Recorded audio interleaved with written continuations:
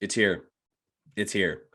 Playoffs, baby. I even busted out my Rob Lowe referee hat. And I've had this hat for years. He made it really popular, like on Twitter or social media, wherever everyone saw. He was at an NFL game and wore an NFL hat. It's just so fitting. It's Super Wildcard weekend. That's what they're calling it. We have 6 games between now and Monday. I'm recording this Friday evening. Man, what a weird season. And it's been a while. And what's up, guys? In case you don't know, I am Will Galvez.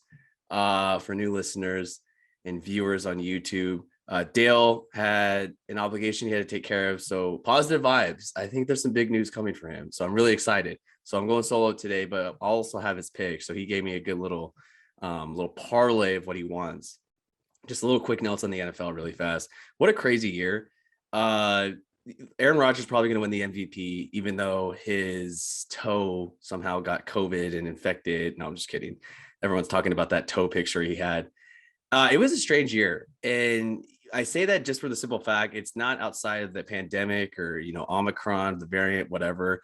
It was honestly any given Sunday, there was so many upsets, so many bad games, but also so many riveting, exciting headline games that made this season last. And it was the first year that we played 17. So normally there's a 16 game schedule.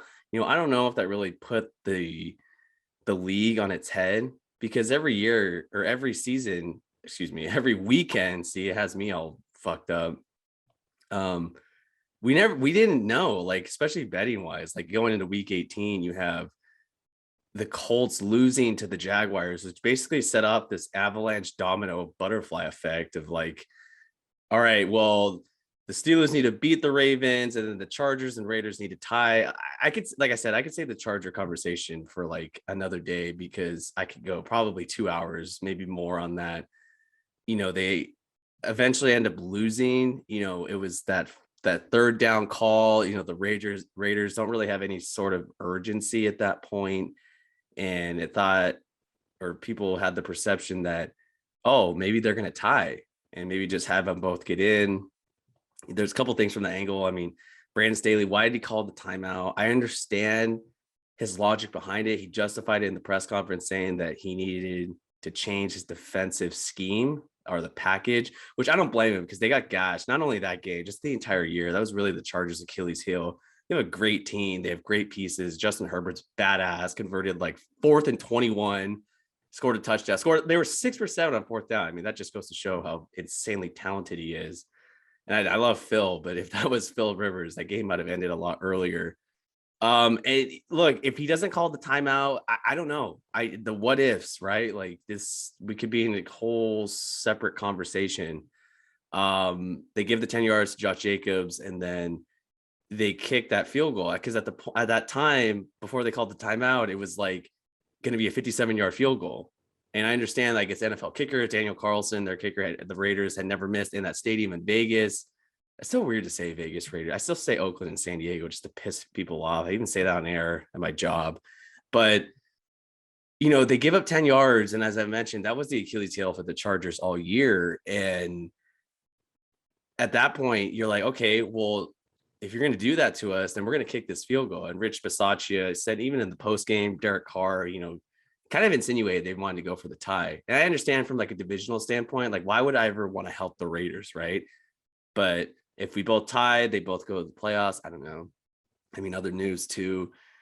I didn't have time to go to the Antonio Brown. It seems kind of old now and stale, but those kind of stories always crack me up. The last time me and Dale were on, that was fresh off his little antics and tantrum that he threw.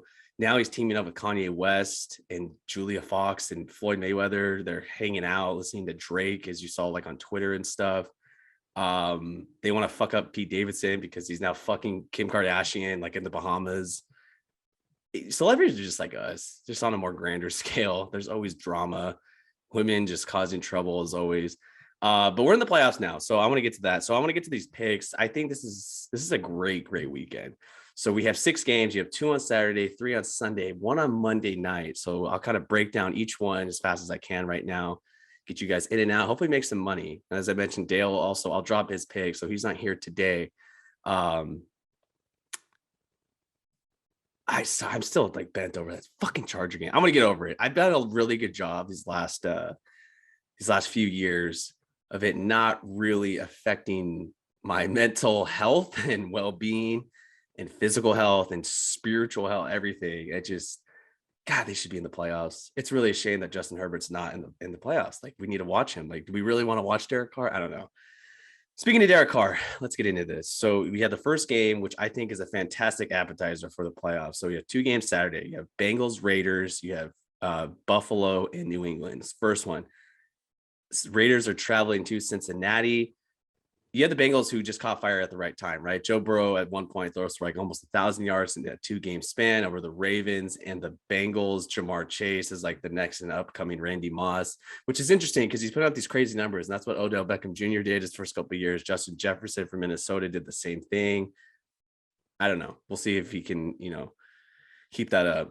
They caught fire at the right time. And I think it's new, it's fresh. Joe Burrow, it was only like 2 years ago, coming off that natty run with LSU and the cigar and the swag, all of it. But then you had the Raiders, right, who had to deal with a bunch of shit this season. So right now the spread is 5.5. This is Friday evening. So this might change. It might get to 6. It might go down to 5. So I'm taking 5 and a hook. Okay. So the hook means that 0.5 added to the end of it.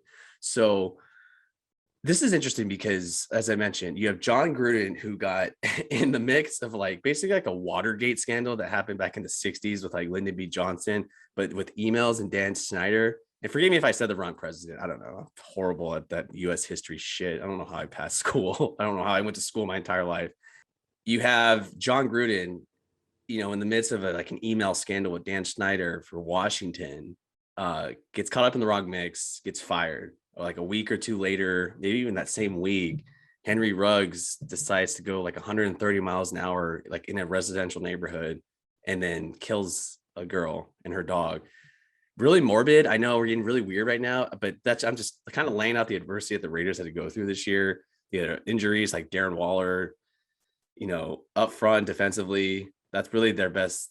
That's their strength, right? But then you have, I guess, solid offensive line play with the Bengals. So this one's interesting because, one, it just hurts my soul that I would ever consider picking the Raiders.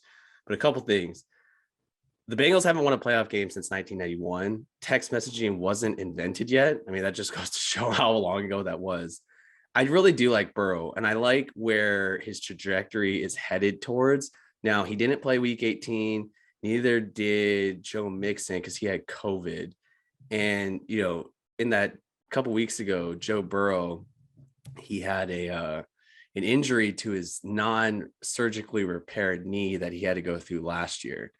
Momentum is a huge thing, and it was really like a really challenging game, I would say, for the Raiders last week. It took a lot out of them at a San Diego when they played each other. Yes, I still call them San Diego. 5.5. God, this pains me to say. I want to lay the points with the Bengals, but there's something weird with the Raiders right now. And I don't know. And then John Madden died. So they have like the John Madden spirit, maybe just carrying them. Spread's 5.5. I think I'm going to take the Raiders to cover. I think this is going to be a weird game. The total is set, I think, close to 50. Let me check right now. And as I pull this up on my app, so the total is set at 48.5. I could definitely, like, if you guys want to sprinkle some action on the total, I mean, that's basically 49 points they have to score. I mean, that's 7 touchdowns between them. I think that's possible, but I'm going to stay with the spread here. So I'm going to take Oakland plus 5.5. Okay, to cap off Saturday, you have the Buffalo Bills, New England Patriots. This is interesting. I'm going to try to get a little faster on this. So round 3, right? So in the span of like 38 to 40 days, the Bills and Patriots have played each other 3 times. Normally it's like spread out. The first time, we know the infamous 3-pass game by Mac Jones. They go into Buffalo. It's like 50-mile-an-hour winds. Guys are just drinking with their shirts off, like in Arctic weather.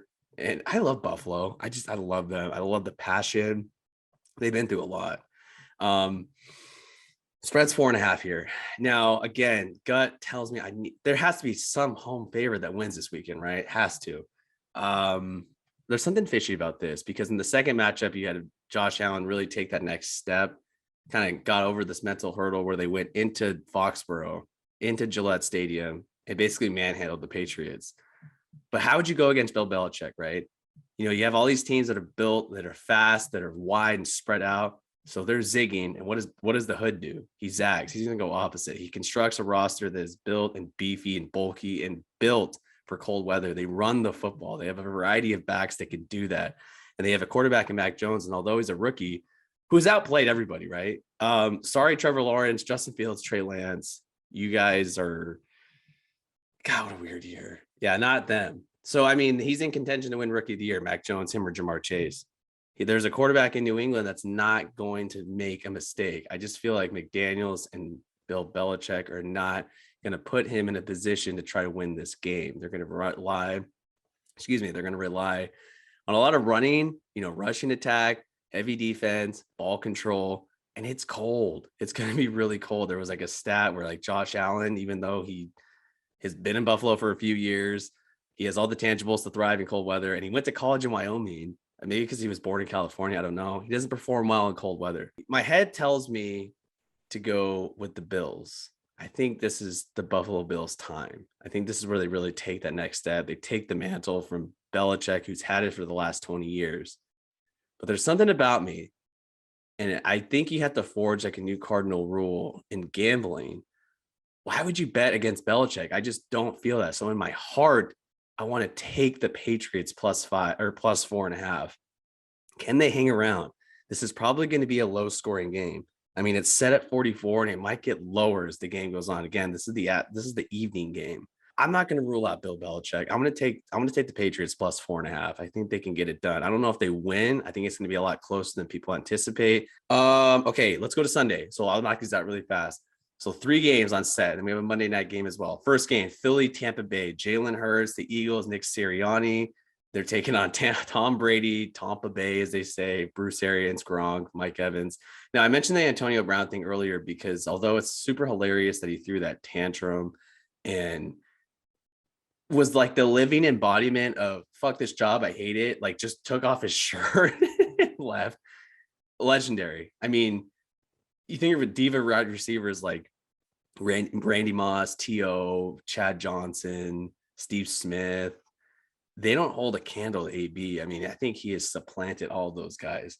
So with that said, though, on the field and productivity wise, Antonio Brown got it done. I mean, he was, if you look at like the target share that Brady had when he distributed it to him, Evans, and then, after Godwin got hurt, Chris Godwin tore his ACL. That's been a big deal. And down the stretch too, Mike Evans, he's had a hamstring injury, a back injury. Gronk's older. Can you trust Cameron Brate, Scotty Miller? I mean, you're going to trust, in this instance, you want to go with Tom Brady. Now the line's 8.5. And this one's weird because obviously this is probably at this. Okay, there's 2 things here.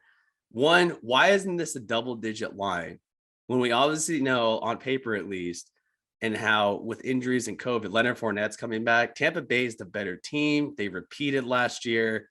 You have a young team in Philadelphia, a rookie head coach, Nick Sirianni, who basically turned this team around in like early October, was like in a tailspin. They got smoked by the Giants and then lost to Tom Brady on Thursday night. Eventually turned it around. Jalen Hurts, I mean, for people who had him in fantasy, was kicking ass. And then by like Veterans Day, he kind of tailed off. So, because like, why would it not be double digits? This is always tricky. So you got to win by 9 or more points. And for some reason, there's a lot of people that are kind of sneakily saying this might be that sneak attack ratty line of the weekend, which means that it could be a chance for a potential upset, or it'll be a lot closer. If you look down the stretch, how like the Tampa Bay Buccaneers, I mean, they almost lost to the Jets. I mean, I don't know if I want to go with this whole game. So I want to look at the half. So if you look at the first half spread, it's 4.5. It's supposed to be rainy, a little chilly, Florida vibes. It's always weird. Island boys, those guys, like it's a little different. I want to go first half spread 4.5. I want to lay it with Tampa Bay. It's just, that one's weird. Game. So you have San Francisco and Dallas Cowboys. Probably the marquee game of the weekend. Jimmy Garoppolo, I feel bad for the guy. Like I always equated him to like you're working at a job, right? Everyone's had a job that they've hated and didn't want to do, but you have to pay bills. He's like that coworker that you kind of become really good friends with because everyone else you work with either sucks or you don't want to talk to or is weird or is like living embodiments and worse versions of like Dwight Schrute. But there's always that one you kind of befriend. You have something in common. You're from the same state, went to the same school, you have similar interests. And that's how I feel with Jimmy Garoppolo. He's been very reliable for the organization in terms of his on-field play when he's on the field. Now, from speaking of reliability, injury-wise, that's been his kryptonite. He can't stay healthy. That's the problem. I mean, he was 6 minutes away from like going to the Super Bowl, and then Patrick Mahomes took over and Tyreek Hill. A lot of the sharp money and public money is heading towards San Francisco just because of the way they played down the stretch. Deebo Samuel was named an All-Pro. George Kittle is back and healthy and thriving. You got to trust Kyle Shanahan, his play calling. Defensively, Nick Bosa, he got simped on a couple of awards. Fred Warner. Now, their secondary has a lot less to be desired, but man, you have Dallas. I don't know what team Dallas is going to show up. And then the Mike McCarthy factor, is there going to be there's going to be a moment in this game where like a timeout or some sort of play is going to come down to the head coach making a decision for his team. And he just has a horrible track record of fucking that up. So, and normally one of the biggest gambling rules, number one, is if one side of the public is taking the money on one team, you always fade and go the other way. I mean, that's been since the beginning of time. And it feels like everyone's buying in to the San Francisco 49ers team. And even there's a lot of perception that whether it's the internet or you hear it on talk shows or whatever, that the winner of this game is probably going to represent the team in the Super Bowl. And that also includes having someone play Green Bay next week. I think I'm going to go San Francisco. Just go with the gut. Maybe last minute, there's going to be some last minute money that's hedging towards Dallas. They are home. It's tough. I think I'm going to go San Francisco. I want to stop thinking about it. So I'm going to take San Francisco +3. I think they can cover, and I'm not going to be at all surprised if they win. Let's cap off the evening on Sunday. A great weekend of Super Wildcard football. You had Pittsburgh at Kansas City. Now, everyone's saying this is on paper. This is the biggest spread. It's 12.5. This might move. It could get as low as, I want to say maybe 10.5. And it could go up to 13.5. Clyde Edwards-Helaire is playing for the Chiefs. The Chiefs are interesting because this entire year, it seemed like the media wanted to paint this narrative and get them into the Super Bowl. You know, it's the next dynasty. They've gone to 2 straight Super Bowls, 3 straight AFC Championship games. Mahomes, all of it. I don't know what's going on. They've lost their sizzle, their sparkle, their panache. I don't know how you would describe it. But there's something that just seems like it's missing. It's like when you're eating something like your favorite dish and just hits every time. And then you get it, and it's like it's not like it's missing an ingredient. And no one's really been able to figure it out. Is it the fact that they have defenses that are scheming against them and have like safeties like 50 yards deep just to keep containment between Tyreek Hill? They don't want to get beat deep, and they're just taking off. I mean, a couple of years ago, it's like you'd have to score 30 or more points to beat this team. And now it's like they play Denver like on a Sunday night and score like 22 points. Like that's crazy. So something's weird because I mentioned earlier, okay, the Charger Raider game, if they tie, they're both in and Pittsburgh's out. Well, that wasn't the case. So Pittsburgh took care of business somehow. They tied with the Lions this year, obviously, too. I mean, that's just weird. So they're in. Big Ben says in press conferences, look, we're like 20-point underdogs. Let's go and have fun. We love at the expense of Ben, we've made fun of him, his age, his physical stature, being out of shape. He's had a farewell tour, which seems like for the better part of 2 months now. He's making his 23rd postseason start. Mike Tomlin is still there. And I understand from experience-wise, some of the guys there, they've never been in the playoffs. It's a young offense, and Ben's really the best experience. But it's like something's really weird about this, because even though they played a couple weeks ago and Kansas City blew them out like the day after Christmas, I want to say it was around that time they played. I don't think that happens again. I don't like double-digit dogs or lines, or I do like double-digit dogs in the playoffs. I don't like double-digit lines in the playoffs. So, you know, there's something really fishy about this. And I don't think the Chiefs cover.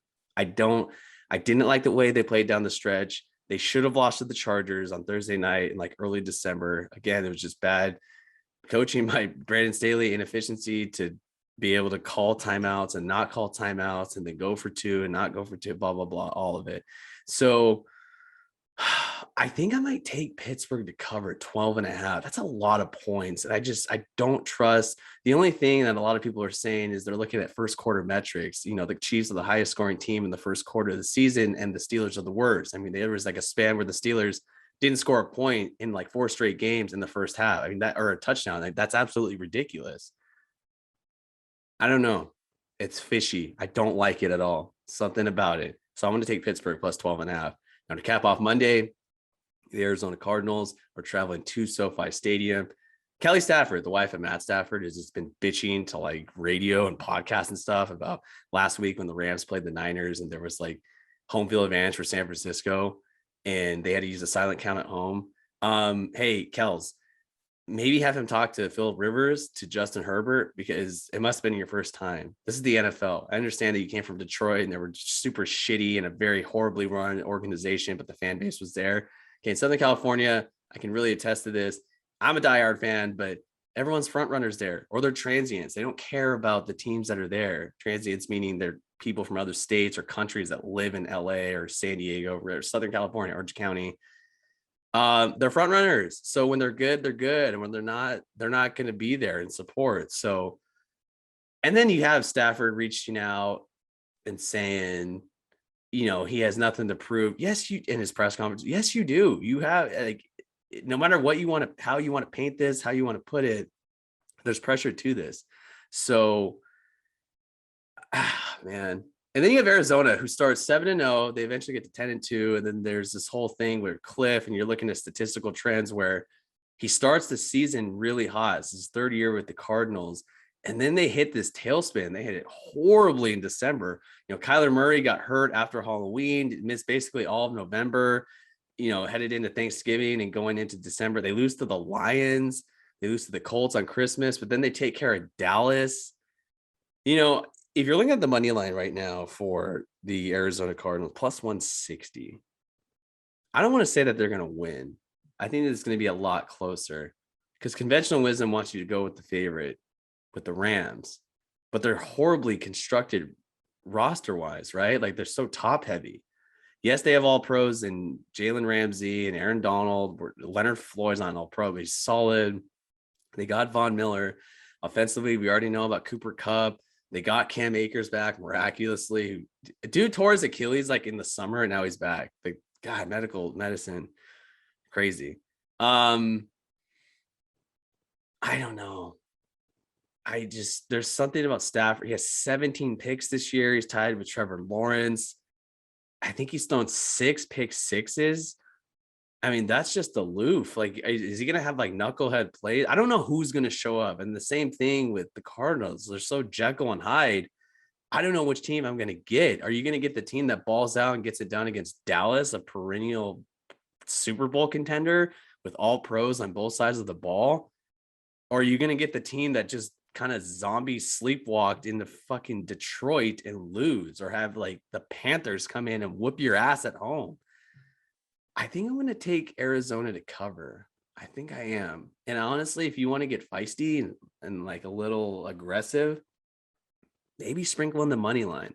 So I'm not going to do that. Maybe we'll see. I have a little bit of time, but for right now, for the sake of this video, I'm going to take the Cardinals +4. I think I'm really going to do that. So guys, thank you so much for listening. Thank you for tuning in. Feels good to get the rust off. It's been a while. The Rob Lowe hat, referee hat, energy. Thank you so much. You can follow me at Will Galvez. Follow at wotmdaily on our social media channels, Twitter, Instagram, Facebook. We're all there. TikTok, we're on that. Shout out to the boys at JP25 Media, Dave and Josh Palais. Thank you so much for allowing us to be on your platform and push this out to everyone to see. Let's win some money. So I want to run this through really fast one more time. So you have the Raiders +5.5. I'm taking the Patriots +4.5 with the Tampa Bay Buccaneers. I'm going to go first half -4.5 with Tampa Bay. I'm laying 4.5 first half for the Bucks. For the Niners Cowboys, I'm taking the Niners +3 to cover. For the Pittsburgh Steelers Kansas City Chiefs game, I'm taking Pittsburgh +12.5. Monday Night Football, the first ever playoff game on Monday night, I'm going to take the Arizona Cardinals +4. Let's win some money.